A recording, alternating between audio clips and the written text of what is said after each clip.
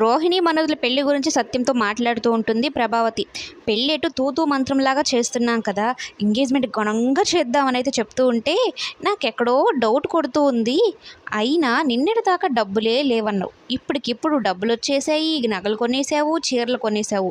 అసలు ఏమవుతుంది? నీకేమైనా మాయలు మంత్రాలు ఏమైనా తెలుసా మాతాజీ?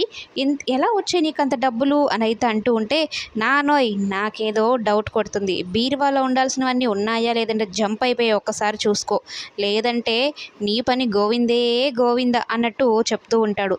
ఇక బాలుని సత్యంకి రాని ఆలోచనలు కూడా వచ్చేలాగా చేస్తాడు. అడుగు, అసలు డబ్బులు ఎక్కడి నుంచి వచ్చాయో అడుగు అని అయితే అంటూ ఉంటే, ఎక్కడి నుంచి వచ్చాయి ఏంట్రా, వాళ్ళిద్దరు సంపాదిస్తున్నారు, లోన్లు పెట్టారన్నట్టు కవర్ చేస్తుంది. ఇక బాలు సత్యంకి ఎంత చెప్పినా ప్రభావతిని వెనకేసుకొస్తున్నాడని, నువ్వు ఈ మధ్యన బాగా మారిపోయావు నాన్న, అమ్మ ప్రేమలో బాగా మునిగి తేలిపోతున్నావు, అందుకే ఆమె ఏం చేస్తున్నా కూడా నీకేం కనిపించడం లేదని అయితే చెప్తూ ఉంటుంది.